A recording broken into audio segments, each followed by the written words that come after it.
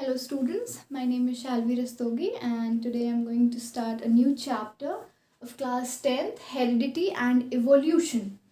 So basically students heredity का मतलब क्या होता है पहले हम लोग ये जानते हैं कि हेरिडिटी जब हम किसी इंसान को देखते हैं, किसी ह्यूमन बीइंग को देखते हैं या किसी ऑर्गेनिज्म को देखते हैं तो सबसे पहले हम उसमें क्या ऑब्जर्व करते हैं, उसके कॉम्प्लेक्शन को, उसकी हाइट को, उसके फेस के शेप को, ये सारे फीचर्स हम उसके ऑब्जर्व करते हैं। तो ये जो फीचर्स होते हैं उसके, हम इसे कहते हैं कैरेक्टर्स और ट्रेट्स। ये कैरेक्टर्स और ट्रेट्स जो होते हैं हर एक इंडिविजुअल के डिफरेंट होते हैं और ये जो कैरेक्टर्स होते हैं ये हमें हमारे पेरेंट्स से मिलते हैं।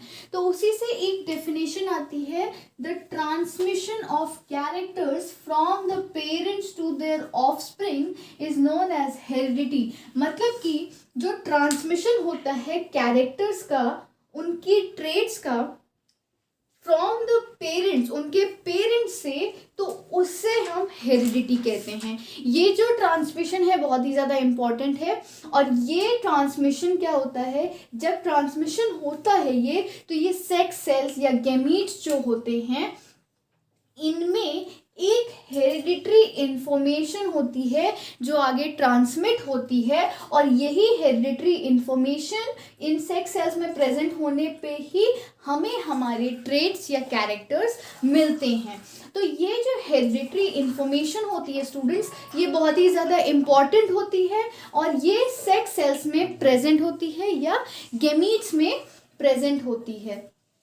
अब ये जो सेक्स सेल्स होते हैं ये कैसे अपने ट्रांसमिशन को करते हैं, जैसे कि सेक्स सेल्स होते हैं, हमने सेक्स सेल्स या गैमीट्स का पहले भी सुना हुआ है कि सेक्स सेल्स या गैमीट्स जो होते हैं मेल और फीमेल, मतलब कि एक फादर और एक मदर के कॉम्बिनेशन से बनते हैं। उनके गैमीट्स के कॉम्बिनेशन से जब जाइगोट बनता है तो उसमें ये सेक्स सेल्स जो होते हैं बहुत ही इम्पोर्टेंट रोल प्ले करते हैं। जाइगोट बनाने के बाद उसमें ये बहुत ही हेरिडिटरी इंफॉर्मेशन कैरी करते हैं और ये जब जाइगोट आगे फीटस बनता है तो उसमें हम ये अपने कैरेक्टर्स देखे जा सकते हैं, हम उसमें अपने ये कैरेक्टर्स को देख सकते हैं। तो बेसिकली ये जो ट्रांसमिशन, ये पूरा हेरिडिटरी का जो टॉपिक है ये एक लिंक प्रोवाइड करता है बिटवीन द टू जनरेशन। मतलब कि ये जो हेरिडिटी है ये लिंक प्रोवाइड करेगा,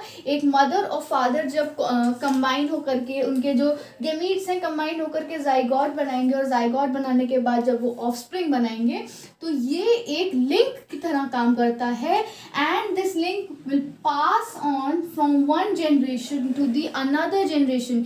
एक जनरेशन से दूसरी जनरेशन में ये ट्रांसफर होता है। सपोज जैसे आपके ग्रैंड पेरेंट्स हैं, ग्रैंड पेरेंट्स से आपके पेरेंट्स में, आपके पेरेंट्स से आप में और आपसे आपकी आने वाली जनरेशन में ये ट्रांसफ़र होते रहते हैं और इसी वजह से ये एक लिंक की तरह बोला गया है।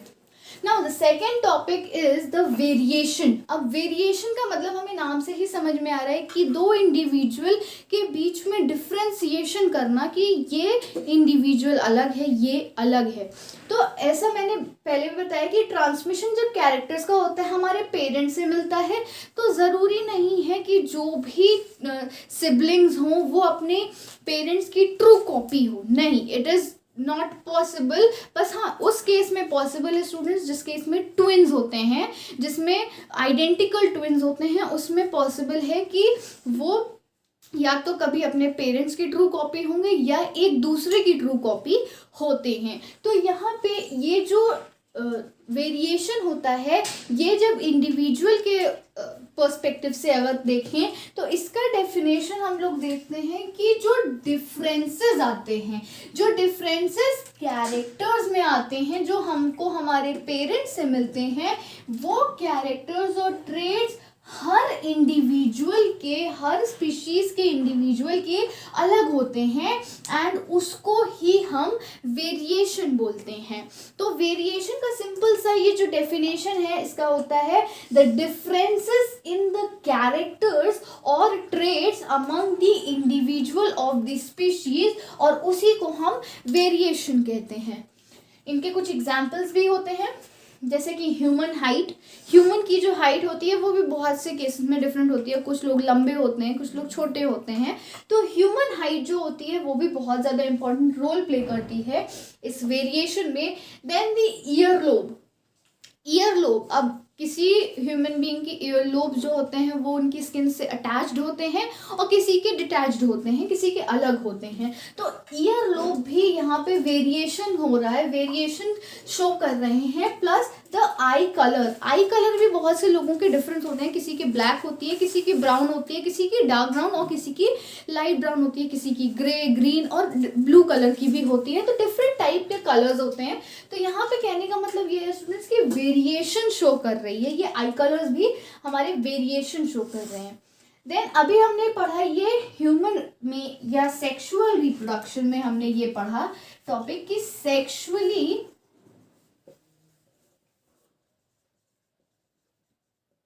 जब सेक्सुअली रिप्रोडक्शन की बात करते हैं तो हम ह्यूमन हाइट की बात करेंगे, ईयरलोब की बात करेंगे, आई कलर्स की बात करेंगे। बट अगर हम जब एसेक्सुअल रिप्रोडक्शन की बात करते हैं तो एसेक्सुअल रिप्रोडक्शन में अगर हम प्लांट्स की बात करें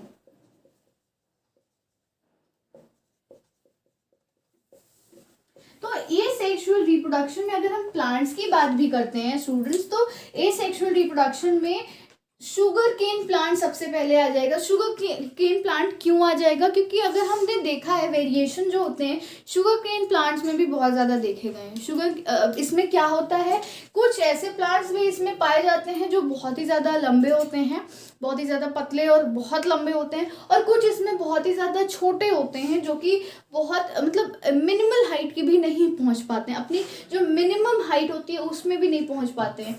प्लस ये जो है ज़रूरी नहीं है कि ये सब एसेक्सुअल में ही हो, ह्यूमन बींग्स में भी हमने देखा है।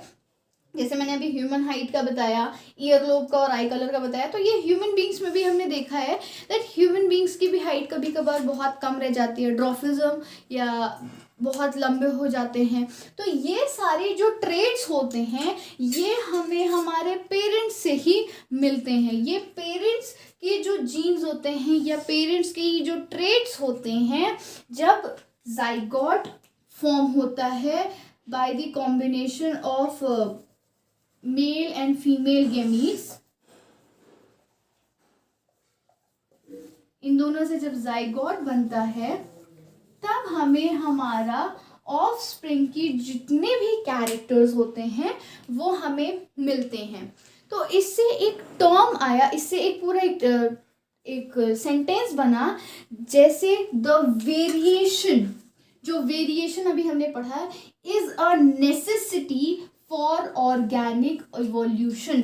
मतलब कि नेसेसिटी मतलब वेरिएशन जो है बहुत ही ज़्यादा ज़रूरी है ऑर्गेनिक इवोल्यूशन के लिए। मतलब कि ऑर्गेनिक इवोल्यूशन का मतलब होता है कि जो हम हमारे इन्वायरमेंट में देख रहे हैं और जो नेचुरल होते हैं, वेरिएशन उनके लिए ज़रूरी होता है। क्यों? क्योंकि अगर सारे लोग, सारे जितने भी इंडिविजुअल्स हैं वो सेम हाइट के होंगे या सेम कॉम्प्लेक्शन के होंगे, उनके हेयर कलर सेम होंगे या आई कलर सेम होंगे, तो ये डिफरेंट इंडिविजुअल्स को आइडेंटिफाई नहीं कर पाएंगे। पर अगर उनमें वेरिएशन होंगे तो हम उनको आइडेंटिफाई कर सकते हैं कि ये लंबा है, ये छोटा है, ये इसकी हाइट अच्छी है, इसके हेयर कलर्स बहुत अच्छे हैं, इसके आईज के कलर्स बहुत अच्छे हैं। तो ये वेरिएशन भी बहुत ही ज़्यादा ज़रूरी होता है एक ह्यूमन इवोल्यूशन के लिए। सो अब हम लोग एक नया टॉपिक फिर से शुरू कर रहे हैं, that is accumulation of variation.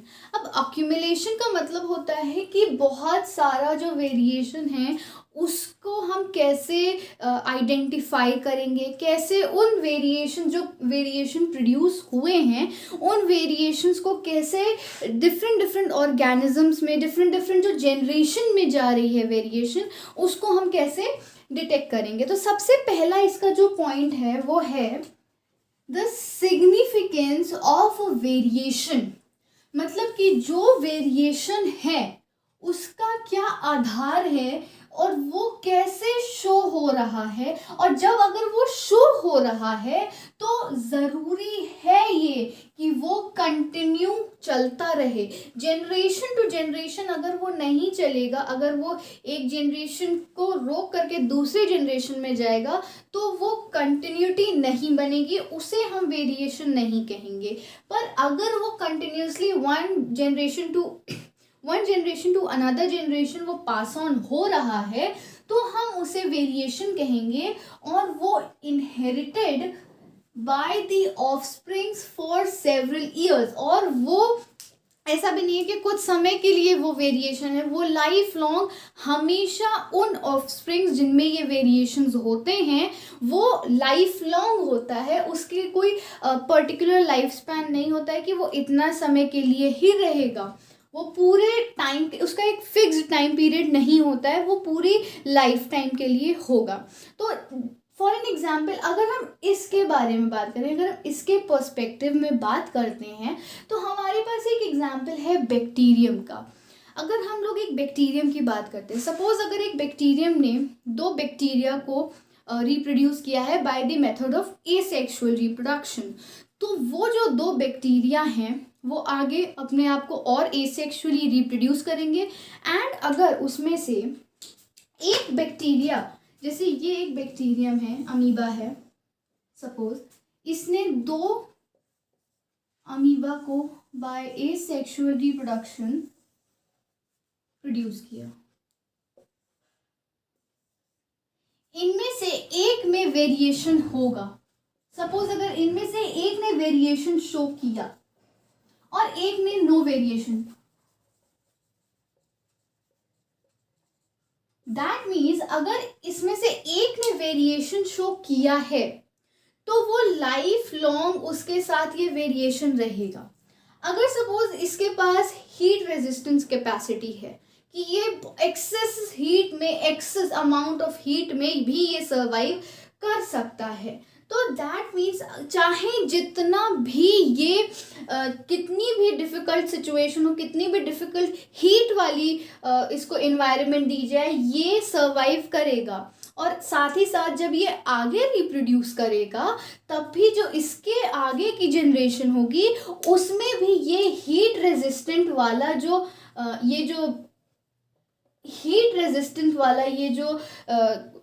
Problem है ये आगे बनी रहेगी इसकी।